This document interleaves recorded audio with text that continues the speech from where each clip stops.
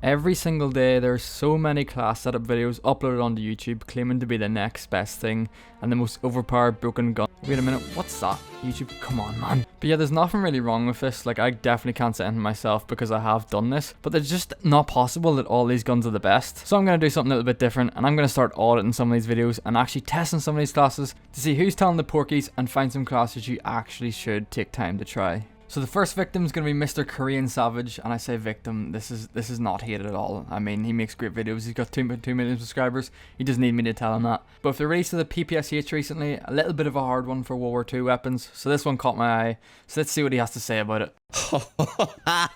Listen right now, the STG-44 goes absolutely crazy. I know you guys hear this in all of my videos, but in this video specifically, we go absolutely crazy. Alright, sounds like we're about to go absolutely crazy. So how this is going to work is I'm going to play 5 games of every weapon that I test, just to keep it fair, because realistically I could play for hours and just show you the best clips, but if I play for 5 games and only show you the best clips from those 5 games, it's going to be a fair representation of each weapon. So right here is the first match I played with the STG, my actual first life, which doesn't go too well, and the first impressions really were that this gun just does not move that much, which is obviously a good thing. It has decent mobility and you can spray transfer pretty well. I also put on that World War II pistol, like the Luther or whatever it's called. Jesus, I really do have such a hard one for World War II stuff right now. Might should go watch Saving Private Ryan after this. What a movie. So when I was selecting this class, I actually had the choice to put on a camo, but it just felt so wrong. And I just went for the default skin because when you're using an STG, I think it should just be like pure cast iron or whatever it is, steel. I don't know what a gun's made of. But just for that point alone, I'm going to start off by saying this class is a yes so far, just because of an STG, and sometimes it's just fun to use an old gun. And it just feels good. The gun doesn't have to be OP. Watch how I die to this guy, by the way. Really see this boy's aim. Watch this. Like, this is what I'm down to here. Is this PC aim or what? Like, look at that. So basically, in the aesthetics and feeling of using this gun so far, it's an S. I also chase this guy and he just completely forgets about me, even though I met him one shot. Like, look at this. Why is this guy not watching the ladder? But the first game using this gun was kind of weird, and I'm not sure if it was the gun or just the match I was playing. It was domination on Vorkuta, and sometimes this map seems to be a little bit campy. But I know it's a domination thing, but on this map, everyone just kind of sits in that big middle thing, and anytime I broke the spawn trap and went on a little streak, I just got hunted. Like, did you see how many people just jumped at me there? So the second game was on our good old Hacienda. Now I love this map, but wow, this was not a great lobby. This is probably the sweatiest lobby out of all the 5, so it's kind of slow and nothing major happens. So I thought this would be a great time to go through the attachments that are put on this gun by Mr. KoreanSavage. And this isn't just going to be a normal video where I'm going to read out every single attachment. Yes, I'm going to do that and tell you what it does. But I'm also going to say why this build probably isn't ideal and how you could improve this build by some easy, simple steps that whenever you actually think about it, kind of make a lot of sense. So pulling them up, you've got your good old ported compensator. This is a gunfighter class, by the way, which means it's all the attachments you can possibly get on. So no red dot sight, which is fair enough. Some people like to use the SCG, keep it like it is.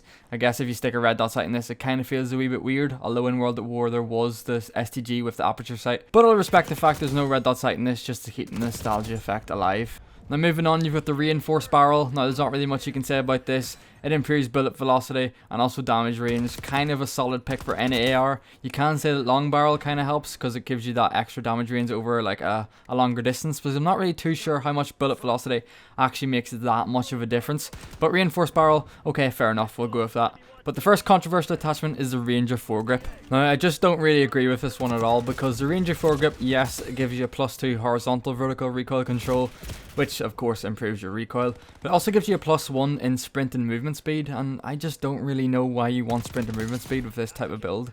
Like you'll see there's a lot more attachments in this, so it's kind of built for just like a standstill heavy spraying AR that you sit in the head glitch and you get some nice kills. It doesn't move too much so you can keep the distance quite long. It just doesn't make any sense why you'd pick this attachment over like vertical foregrip, which gives you a +3 on the horizontal vertical recoil control with absolutely no like sprint movement speed because you just don't need it. Or then again you could also use the precision foregrip, which gives you the horizontal recoil control and +2 idle aim sway, which might help you a lot more than just a random sprint boost speed. Like you run quick enough in this game. I fail to see a reason why you'd pick this attachment. I don't know, maybe I'm wrong. If you think there's a reason why you'd pick this, please leave it in the comment down below. Moving on, we've got another attachment which is just plain stupid in my opinion, and that's Extended Mag 2. Now Extended Mag 1 gives you 40 bullets and Extended Mag 2 gives you 50 bullets. And I mean this gun takes like 4 bullets to kill. So you're talking about like a difference of, hold on, let me do the mental models. So with like 40 bullets you'd kill 10 and 50 you'd kill 12. I mean, are you really going to kill 10 people? I know that's accounting for like you not missing a bullet, but the main difference between Extended Mag 1 and Extended Mag 2 is that Extended Mag 1 gives you no real negative impacts apart from a slower reload, but Extended Mag 2 reduces your aim down sight speed by 2 notches and also reduces your sprint to fire speed. So it just gives you these extra negatives that are just not needed. Those guys got absolutely fried, by the way. And that clip kind of just describes perfectly what this gun is good at. Aim down sights, holding an angle, and spray transferring onto 3 different people, killing them all relatively fast.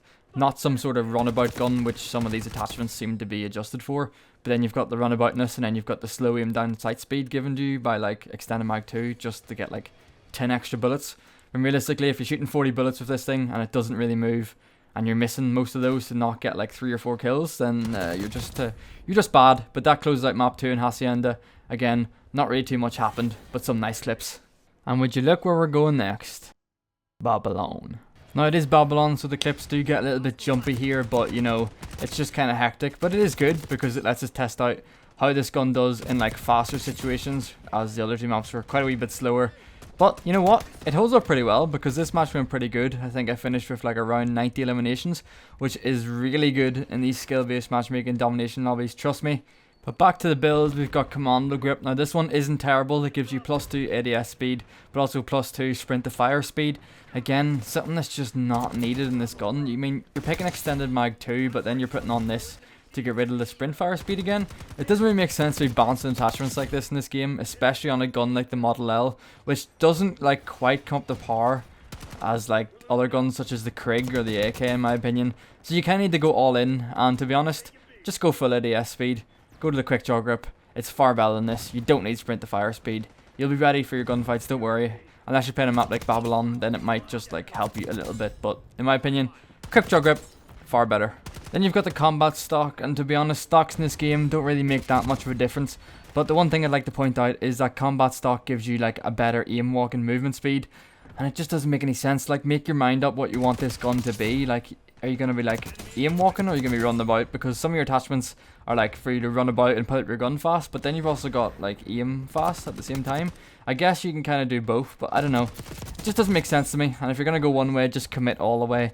In my opinion, I would just go for the stock that gives you like full-on flinch resistance, because you'll see a lot of kills in this video. They were shooting at me first, and because of the flinch resistance, I was able to shoot back, and this thing shoots back so straight. Also, that guy gets stuck. Hold that, please. But yeah, basically heavy stock for me instead of this combat stock, although it is not one of the most major things I would pick over. But it just makes more sense to me to go full on heavy, give the full on flinch resistance, because aiming and like walking this game, you get caught out a lot by people that are sliding.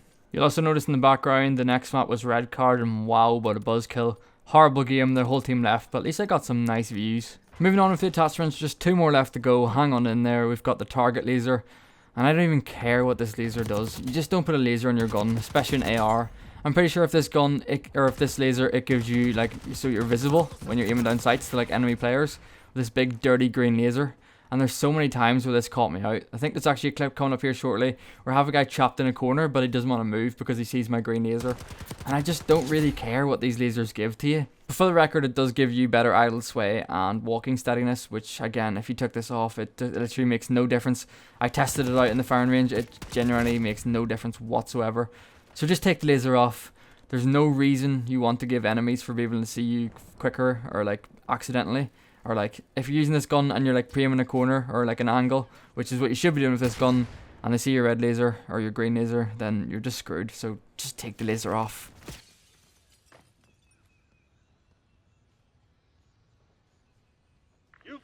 Alright, in hindsight, this guy didn't see me, but it's not my fault, he's an idiot. Alright, last map and 1 more attachment to go, bear with me. It is on Protocol, one of the better maps in the game. I think this map is extremely underrated. But especially for ARs, it's a very fun map. It is kind of Battle of the Head glitches, and when people get in this window, it's very annoying. So I recommend if you're playing this map, just keep flanking this top window. It's guaranteed kills, and you're pretty much guaranteed to be behind the rest of your team as well. So you're going to get at least 3 kills every time you flank here, to be honest. So the last attachment is recoil springs, and you might be surprised by this, but I generally agree with this one.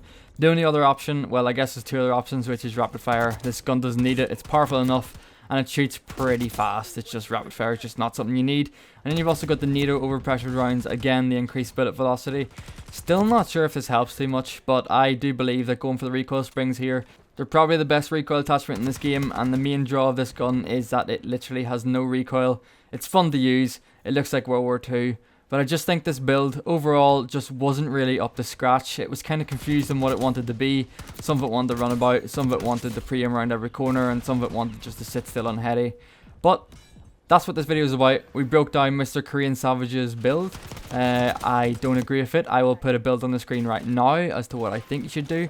So a good thing for you right now would be to try both these builds. I know you might not have time, so I do recommend, if you're going to try one of them, try my one. Because if I didn't give you enough reason in this video, then just trust me, I tried a few games with my own build, and I could include this in, but the video would be like 20 minutes long then, and you're probably already getting bored of listening to me. Only joking, how could you get bored of this voice? But there is one thing I do have to complain about, and that is that one of the attachments I recommend in this video, I actually revert my decision. Because whenever you put heavy stock in this gun, it looks like this. Yep, it looks like a really weird baby between a Krig and an STG. And it's something I just don't like. So you know what? Stick on that combat stock just to make it look better. It mightn't perform as well, but it'll look 10 times better. But yeah, that's pretty much it. That's my review on Mr. KoreanSavage's STG build. I'll obviously put a link down to his video down below. And all love to that guy, but you know, there's nothing wrong with me taking this build and just making it a little bit better, so you can have a little bit of a better time. This video is geared towards people that don't have that much time to be messing about and experimenting with builds that like just don't perform well, especially when this game is extremely sweaty, because you know, that's what Call of Duty pubs are these days. There's no such thing as a non-sweaty pub, unless you pay headquarters and, you know, watch my videos and how you get easier lobbies. You know, you can find that. But I hope you enjoyed this video. Please do try it out and let me know how you get on. Do you agree with this? Do you not? I'm gonna let this fade out with some nice little execution on this little man on the stairs.